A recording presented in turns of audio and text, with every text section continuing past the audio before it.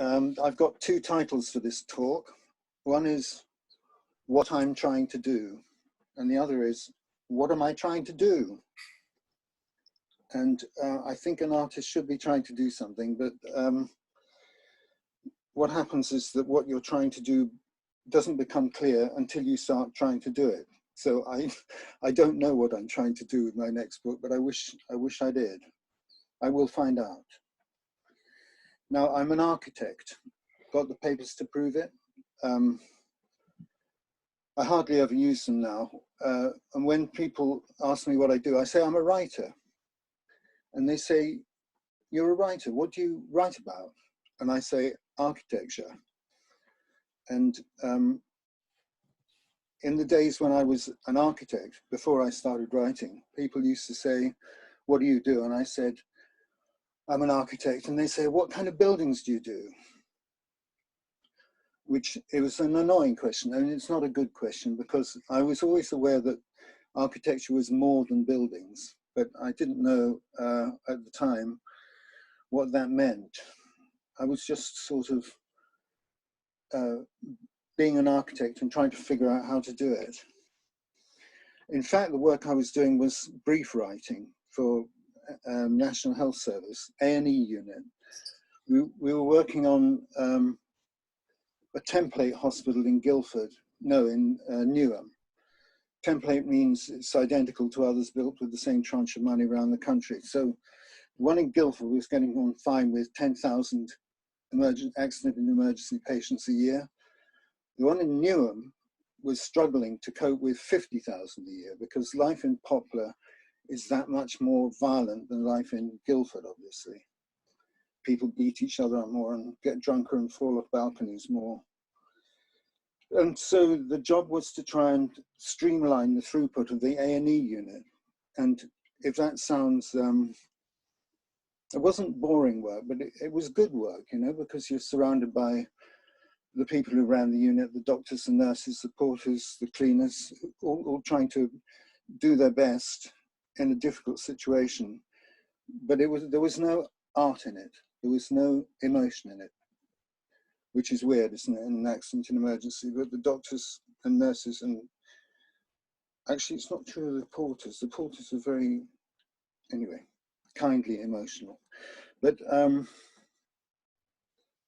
I was dissatisfied with this and I knew something had to change. I was pushing 40, I was 35, I think, when I realized I really did have to change this.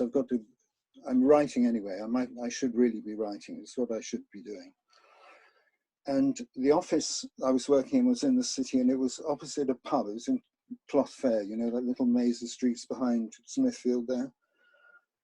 And it was opposite a pub, and in the summer people used to come out and sit on the sidewalk on the pavement, and when they'd finished they'd just leave their glasses on the pavement. And I came out in this rather desperate state one day, pushing my bike, and I came out in the office, and there the entire pavement was full of glasses, empty glasses of beer. The pub had just closed and they were full of empty glasses of beer, and I tried to wheel my bike down the pavement to get onto the road, and I smashed a couple of glasses and they went smashing into the road. And this made me suddenly really angry. All my frustration came to the surface, and I just walked down the road with my bike, hitting all the beer glasses into the gutter and leaving a smashed glass all behind me. It was very embarrassing, shameful behavior. I mean, I was 35, I shouldn't have been doing things like that. I had to go to the pub and apologize, and they agreed that I didn't have to pay for the glasses because nobody should have left them there, but I had to put money in the charity box and try and figure out what else I should do. And then I did start writing. Now, the first thing I wrote is this document, Human Stones. I was just showing Alice and Rosie. That's a picture of the two-man luge at the Winter Olympics. These guys dress up in padded suits because they're going to go very fast. And they kind of sit in each other and on this padded luge and go zooming down the road. And the piece is called Human Stones. I'd like to read a bit, if that's okay. Because I dug, this actual book is from 1987, it's 33 years old. And I dug it out and read the introduction, and I was shocked at what I'd written in the introduction. There's a quote to start with: "Sticks and stones may break my bones, but names will never hurt me." And then it says, "Here's a collection of stories about people whose lives have been so mixed up with the world of sticks and stones that they've spilled over and become part of the landscape, which, since humans appeared on the scene, includes buildings and machines, as well as rocks and plants." Now, I hadn't remembered that I'd sorted out that trilogy between buildings, machines, and landscapes so early on in my writing career. And I'm going to read one just to get my voice, to get used to speaking, really, apart from anything else. It takes a couple of minutes. Let's give it a try, okay? It's called The Dirty Chapel. Margaret's father, King Bela IV of Hungary, faced the Tatar hordes on the other side of the river as the last upholder of the faith. At that time, the city of Buda was on one side of the Danube and the city of Pest on the other, as if waiting for a bridge to hyphenate them.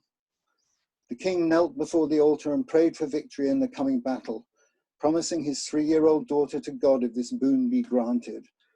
And sure enough, Margaret soon found herself in the care of the nuns at Spelato. She took to her new life with a thoroughness that was to become notorious. A degree of sacrifice is implicit in the convent, but she carried her self-immolation to extremes that could almost be described as willful. She lived under a continual shower of sacrificial meal.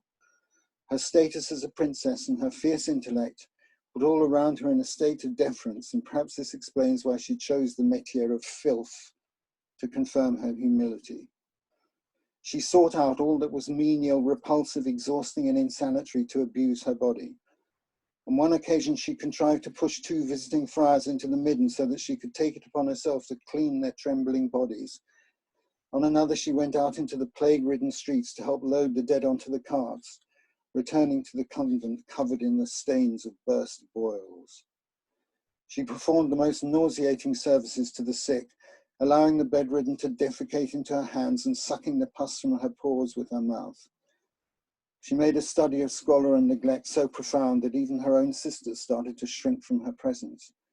When she washed their feet at the end of Lent, starved as she was for 40 days of food and sleep and dirtier than the ashes themselves, they hastened away to wash themselves all over again, in case the lice that infested her habit should contaminate their own. In time, this distance they maintained came to suit her. She despised the scrubbing and cleaning that went on all over the convent, the perfect spectre of the abbey, and even the pure and simple sound of the matins bell. When she discovered that one of the pigsties was empty, she decided to make her own place for prayer, which would float above the petty cleanliness of the world, like the flotsam on the incoming tide. She filled the pigsty with rubbish. Her altar and cross, her church plate and her icons were all worn-out things which had been thrown away. She smeared the walls with pig's manure and stuck shards of broken glass in it until the interior glowed. She spent more and more of her time shut up in the place, matching her prayers to the grunts of the pigs in the next sty, attempting to locate a faith so contagious that anyone exposed to it would be converted immediately, like one infected by a disease. At 28, she died an old woman, her body racked by the austerity she had imposed upon it.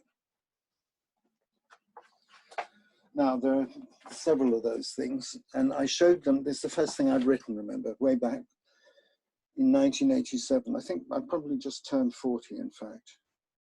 So this counts as a midlife crisis. It's changed to become a writer. And if anybody's thinking of having one, I do recommend it. It's a great idea. You have to change everything, but it's worth it. But I showed these to an editor called Anne Rickbert, who was a friend of my dad's, and she said she'd have a look at what I was writing and give me some advice. And she said, "Paul, your writing is ice cold. These pieces have no feeling of emotion in them at all. You must learn to do dialogue."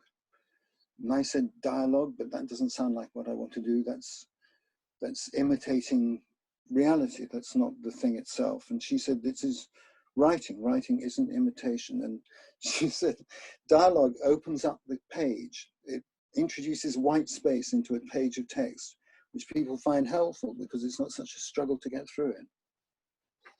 Strange advice, but good advice, I think. So after that, I wrote a book about Nicholas Owen. It was called The House of Nicholas Owen, and it was a description of Nicholas Owen's life's work. He was a Jesuit.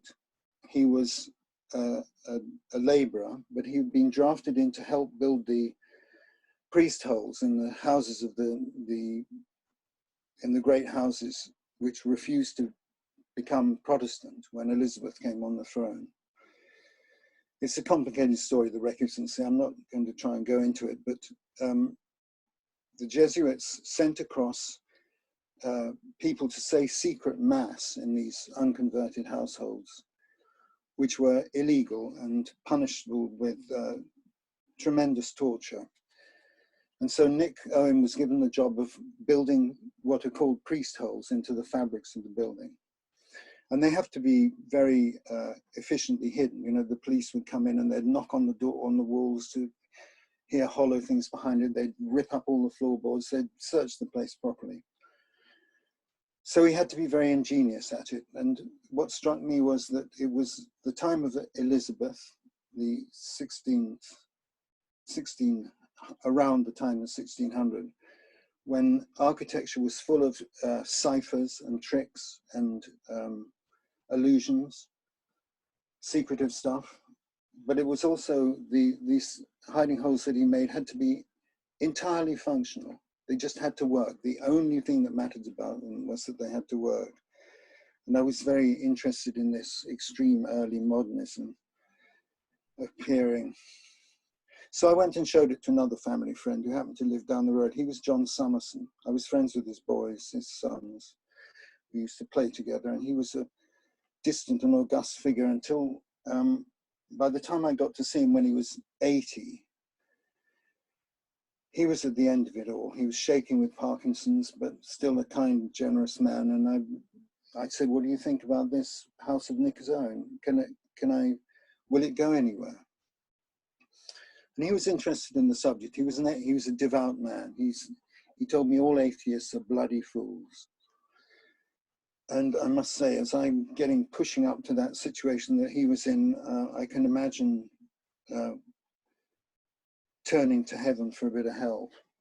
But one thing he said to me is that he'd noticed a couple of things which didn't appear in the national biography of Nicholas Owen.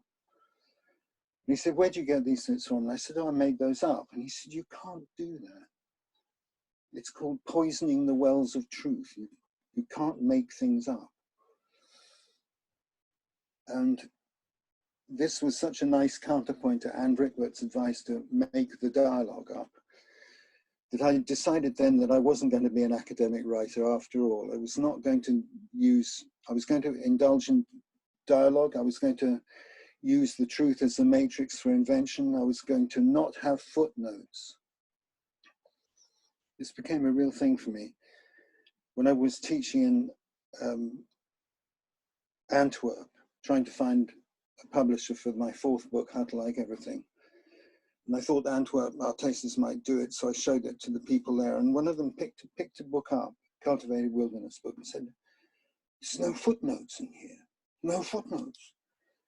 As though that disqualified it from, well, it did in fact disqualify it from consideration. And it came to me very strongly that what those footnotes are about are corroborations. You make an assertion, you have to, you know, Wikipedia has citation needed everywhere. You make an assertion and you have to follow it up with a bit of knowledge that's been gleaned by somebody else on the same subject.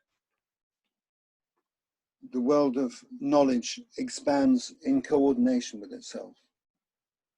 Yeah, so I wasn't going to write academic books, but I was still teaching architecture, because one of the things I neglected to mention to people when they asked me what I did was that I was teaching. And I kind of ended up in second year teaching Kingston in 1990. It really did feel like ending up there. It was temporary. I hadn't managed to get any of these books per phase.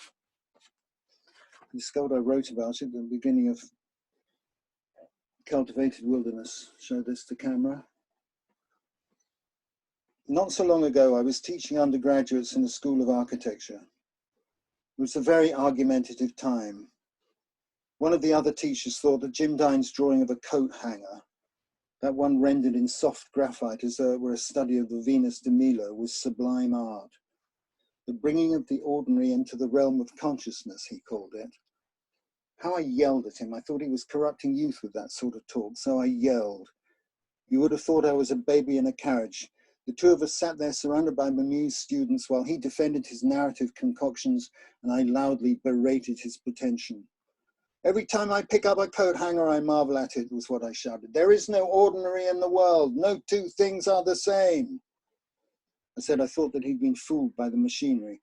If you look hard enough, I insisted, you'll see that no two things are the same. I came across him once with a bunch of students poring over photographs of men and women who were oiled and naked and penetrating each other with lighted candles. Is this the thing they call art? He was using the images to generate a discussion about spatial syntax. Look, man, he said when I stopped to pour scorn on his project, you're early Wittgenstein and I'm late Wittgenstein. That's the difference between us. Frustration, again, causing these furious arguments, but it was a fantastic spur for me. I knew that buildings were not, I knew that architecture wasn't just buildings. It hadn't registered with me how prescient I'd been in saying it was landscapes and machines and buildings. So I decided to write that out, and that's where what is architecture came from. Architecture is not everything, but it's more than buildings. It is the art of the land. Landscapes, buildings, and machines. And I'd learnt enough by now to realize that you should show your stuff to people if you want to know anything about it. So I was showing it to everybody I knew who had any influence, and one of these guys was James Gowan. He said, why did you write it, Paul? He said, if you can design buildings, why write about them? Why not design them instead? And I tried to explain that writing is really about people. So writing about architecture is a vehicle for writing about people, because writing is about other people. Architecture is about the land. Writing is about other people. Music is about the spirit. That's how the spiel went. And I was telling him about something I'd just seen that day. It was a house. What do you do now? You're working at home, the doorbell goes. Shall I leave it or go and answer it? Can you wait while I answer it? Is that okay to do? Go for it, Paul.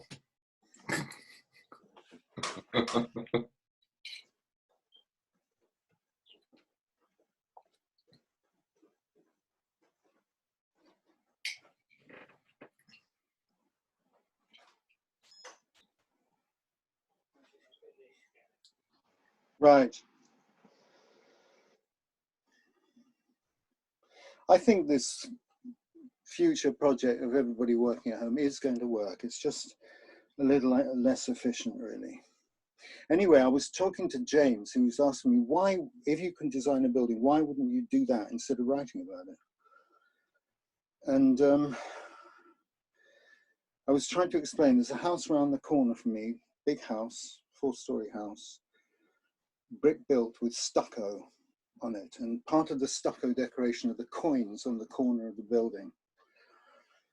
And because it's Kentish Town, the stucco had all started falling off the building. So the guy was putting it back up there and he'd stripped the plaster back off the facade.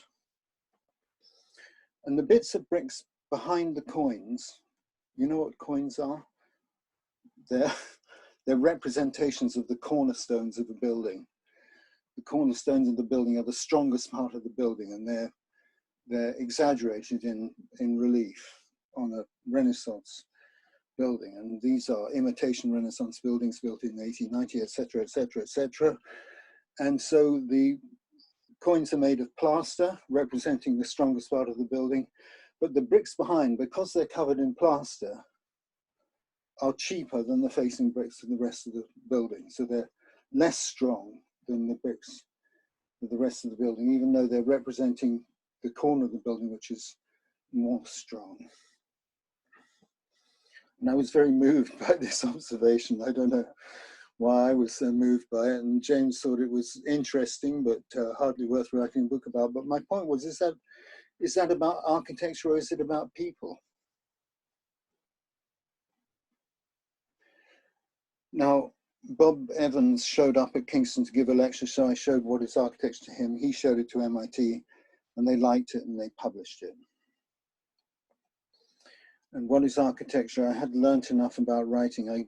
I'd learned from Anne about doing dialogue, but I think I'd learnt about writing as though watching a movie, scenographically, description of everything, jump cuts.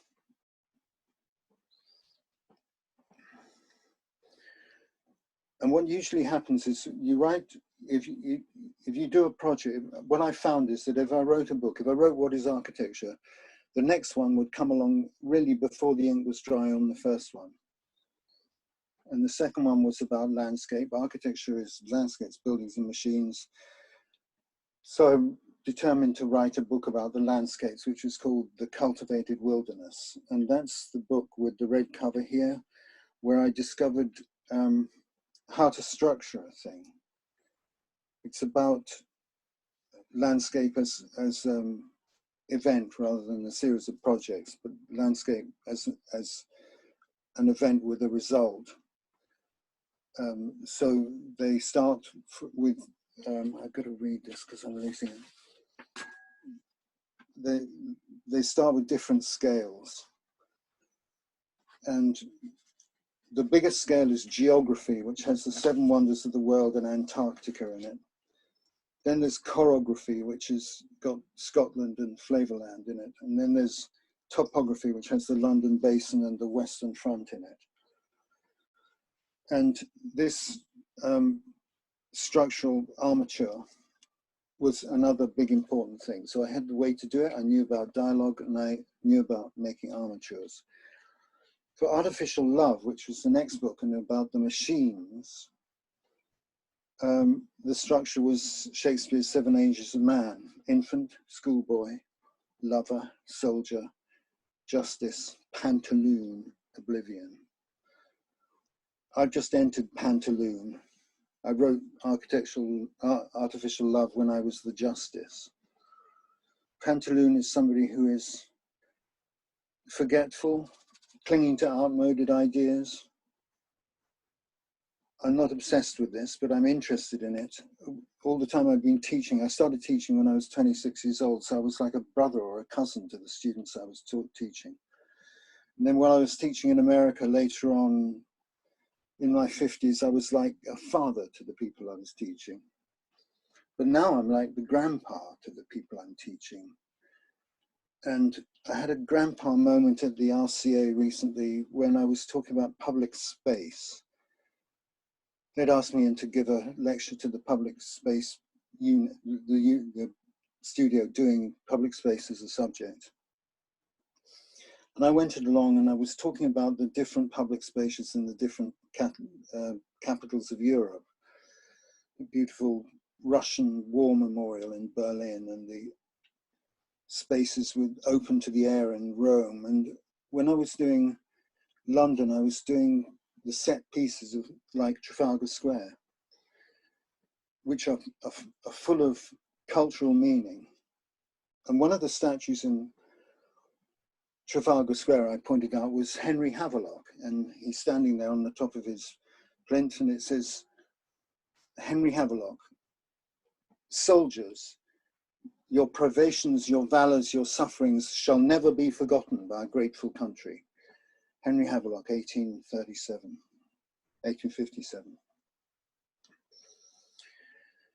And it struck me that no one in the country knows who Henry Havelock is. So the question of what effectiveness these memorials have is a big question. And this question came from the back of the room. One of the students poked her hand in the air and said, oh, this all seems very old-fashioned, she said, which was the grandpa moment. This all seems very old-fashioned. She said, she was holding her phone and she said,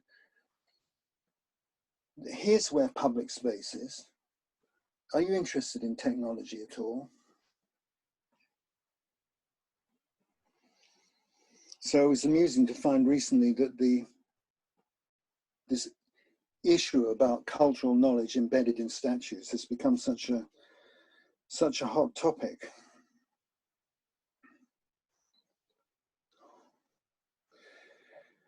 So I'd finished what is architecture really. I'd finished the buildings and the landscapes, and I thought what I'm trying to do next is to write about everything. If architecture is not everything, what is?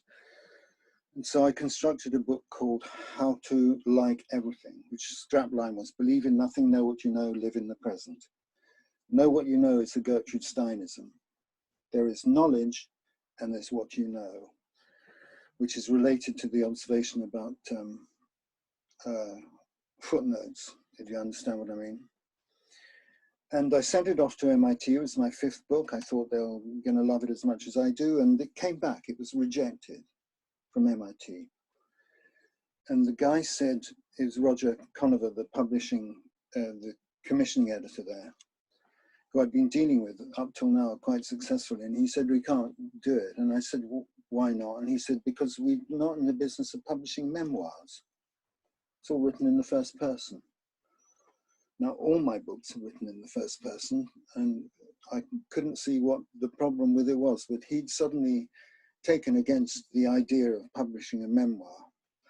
So that was pretty difficult. And I met Joseph Rickvert at a Bob Evans lecture. Joseph is another MIT author. I mean, he's a big deal guy. But he's another MIT author, which is sort of why I knew him. And I was sitting behind him in this, waiting for this lecture to start, and he turned around and said, "You heard from Roger lately?" And I said, "Yeah, he just rejected my last book." And he said he did the same thing to me. He said he didn't publish memoirs. So we sat there nonplussed by this, and afterwards I was trying to figure out what it was. Was it because of the flouting of the academic rules with the footnotes and the academic rigor mortis was not being looked after? And then I thought, Roger's an intelligent guy. He's up to date with philosophy. Maybe it's the ontological turn which has made him go against personal experience. He doesn't want to publish books about personal experience. He wants to publish books about existence. It was a guess. So I went to look into that, and this is where I start trying to talk about the next book, because the ject part of reject means cast. Reject means cast back. Abject means cast down. Subject means cast under, sub under. Object means cast against, ob is against. And in order to figure out about this ontological turn, I was reading not Graham Harman. I decided to read Sloterdijk on Leibniz. And I don't know if you know Sloterdijk's book, Philosophical Temperaments. It's not a history of philosophy. It's about philosophers and how their different brains perceive everything in the world. And what I got from reading this thing about Leibniz was that at that time, let's say 1600, people were subjects of the king. And by analogy, they were subjects of God. They were cast under God and under the king. The world itself was the object, which was the thing that was cast against. And when you have the understanding that you can slice the head off the king and do away with him, your subjecthood turns into something else. It turns into a matter of negotiation with the other subjects and not just being subjected to the king's will. So if you strike the head off the king, or you stop viewing God as a ruler, it makes sense of that Descartesian thing, I think, therefore I am. It's like it's a declaration of freedom, really. And it's sneered at by the object-oriented people because they call it correlationist, that you make a correlation between thinking and humanity, which means that you're rejecting the rest of the world in its state of existence because you're concentrating on the human existence. I can't see that. Well, I think it's more interesting to think about this other Declaration of Independence at the moment. All beings are objects in the end, except to themselves. And most of all that struck me in this Sloterdijk piece was the idea that the 17th century still reverberated to magic, that magic was a philosophical topic at that time while things were turning into rationalism.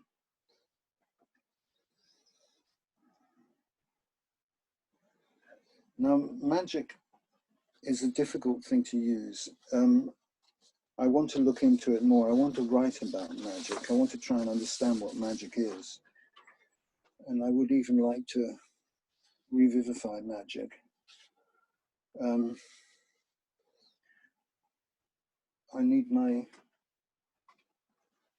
Caliban. I want to quote Caliban to you. Sorry, I thought I had all my pieces of paper in order. 16th century, Shakespeare. Exploration of the world, discovery of the new world. Discovery that there are things in the new world which aren't written about in the ancient text, new world. And Caliban is a representative of the natives of that new world. Could be Native American, could be Native African, who is approached by the shipwrecked Westerners, made drunk, and he tries to teach them about the place they've come to, because they can't believe the tempest, the island is so magical. And he says, "Be not afraid. The isle is full of noises, sounds and sweet airs that give delight and hurt not.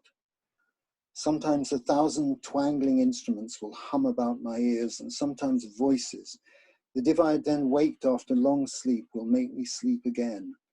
And then in dreaming, the clouds methought would open and show riches ready to drop upon me, that when I waked, I cried to dream again." I've always loved that piece, ever since I was a schoolboy. It seemed to be so full of the kind of feeling that we've had lately, you know, with this lockdown, and how many people are saying, you know, this is really quite interesting, not having such social pressure, and listen to the birds sing. No pollution in the sky, everything is quiet, nature's wonderful, getting on with it. But my real question is, whether it's a possibility that magic could combine subject and object and get away from this difficulty about the difference between experience and existence. And there is still a lively magical atmosphere in the world. I don't know if you're familiar with Eduardo Cohn. He's one of the anthropologists studying Amazon, what do you call an Amazon Native American? He says, "Settling down to sleep under our hunting camp's thatched lean-to in the foothills of Sumaco volcano, Juanico warned me, sleep face up. If a jaguar comes, he'll see you can look back at him and he won't bother you. If you sleep face down, he'll think you're prey and he'll attack." If Juanico was saying a jaguar sees you as being capable of looking back, a self like himself, a you, he'll leave you alone. But if she should come to see you as prey, and it, you may well become dead meat. Totem poles. There's my totem pole painting. Full of shamanic magic in the sense of generational truths, stories about your origin.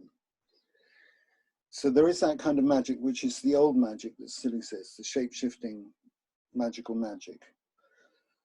But it occurs to me that there are a couple of other ways that magic is writable about or significant now. One of them I came across when I was at a launch party for a book of photographs, and I had to say a few words about it because I've written the introduction. I'm doing it, this one, no names. And I said, the thing about photographs is that they're not art. They're something else, but they're not art. By which I meant that they're made inside the machine by some inexplicable process, if you see what I mean. And the intentions of the artist are of a different nature than the intentions of an artist who's writing or painting. And this went down really badly, this observation that photographs aren't art. I couldn't find a single person in the room who agreed with me, until I got home and I read Wilhelm Flusser's Towards the Theory of Photography and found in there a very similar position. And not only that, he said that photographs are more like magic than they are like art. They're set up, there's a process which transforms them into something else. And I think camouflage is the same, it's a similar proposition. It could be written about it in a similar way, that you take something, you take a paintbrush and you do something to it, it disappears into the background. That's magic in a literal sense. And then also in the 16th century sense, there's the question of rhetoric and the art of persuasion and getting people to do things when they didn't know they wanted to do them. That's magic. And also the one that is the biggest conundrum, and which I'm going to need to find a lot of advice on, is how there are a number of big scientific concepts which we're waiting for answers to. The Big Bang, the wave particle, the origin of life, dark matter. These are metaphorical titles given to things which are not understood. People are hardworking trying to understand them in a scientific sense, but that's what magic is. Simon Chalmers wrote, he made a series of films about art called The Power of Art. Beautifully written, full of Simon Chalmers. He's very annoying to watch because he's got so much ego bubbling out of him, but very good at what he does. And in the film about Mark Rothko, he quotes Rothko as saying, there's two things. There's one nice thing about being an abstract expressionist. The time in New York in the 50s when everyone was free and we had nothing to lose, he says. We had nothing to lose. And if you read Milton Friedman's account, Give My Regards to 8th Street, I think it's called, he makes a similar point. There was a time back there in the 50s in New York when nobody knew what art was. It was a time of great freedom. Nobody knew what art was. It lasted about 6 weeks. But Rothko goes on to talk about his paintings, you know, his big somber paintings, and said, there's so much noise in the world. What I'm trying to make is pockets of silence where people can root and regenerate.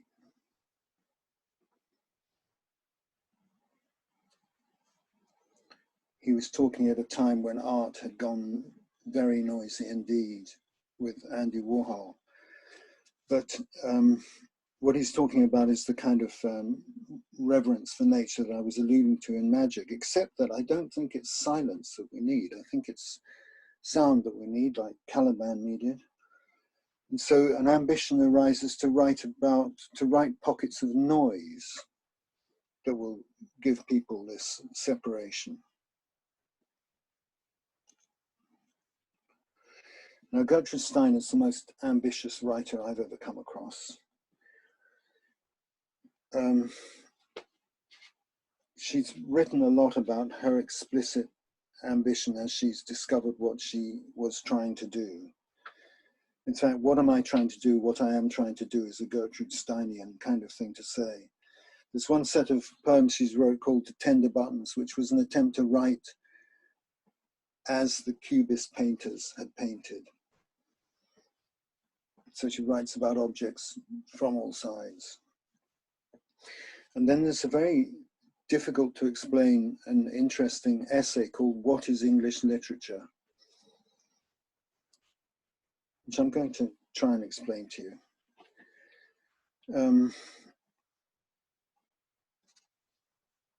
The theme of the attempt is to describe what English literature has been, how it's come to be, how it's changed, what it is about to become, and what she's doing about making it in the future.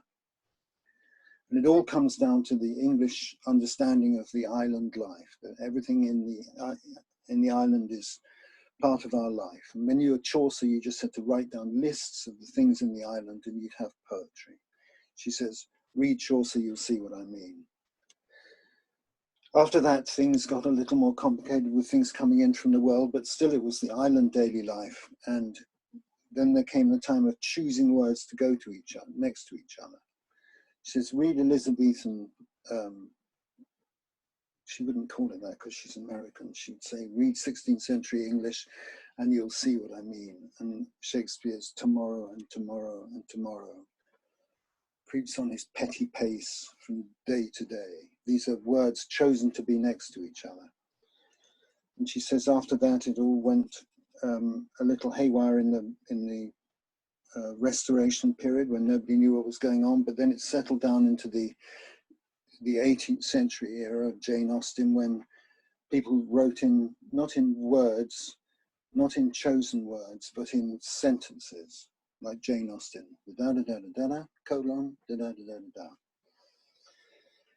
She keeps saying throughout this essay, read it and you'll see what I mean. So you go to the source, you read it, and you do see what she meant. It's amazing. And then the last move in English literature was Victorian literature, which had to explain to England, living in this island daily life, how they had come to own the rest of the world after the Battle of Waterloo. This is how she puts it, how I'm prepared to see it. And she says the attempt to explain the rest of the world in terms of the daily island life gives rise to an emotional impasse, which only phrases can overcome. She says, read Tennyson, you'll see what I mean. Into the valley of death rode the 600. Into the valley of death is a phrase. The 600 is an emotional phrase. And she says, if you read any Victorian literature, you'll find it full of these attempts to explain how the world belongs to England. And then, of course, lastly, it all disappears in the 1918. England has lost the world, and now it's America's turn to use, to advance the English literature, which she says is her turn. And what happens is that the phrases give way to paragraphs, which are not part of a daily island life, they're just part of the world. And nothing is connected to it, to anything else in any profound way. There's a big disconnection, and the connections are made by the writer. Detached paragraphs carrying an emotional charge. And I'm impressed by that, and I found myself writing in shorter and shorter forms. I mean, Instagram has done it to me, I suppose, but the original commission from Building Design with Ellis set me up with this 300-word target. So with slogans and battle cries, I took that target very seriously, and they are all 300 words. They're spot on 300 words. And then the project expanded a bit to include the building regulations. How did it come to conclude the building regulations? I can't remember. It just sort of rolled on to the next thing. And then after that, a third section about materials. And this is another three-part look at architecture: the intention, the use, and the material. The regulations are about use. The slogans are about intention. But they are detached paragraphs, but they carry an emotional charge which links them together, so that if you read them all together, what Gertrude Stein talks about meaning floating off the surface of the page becomes real.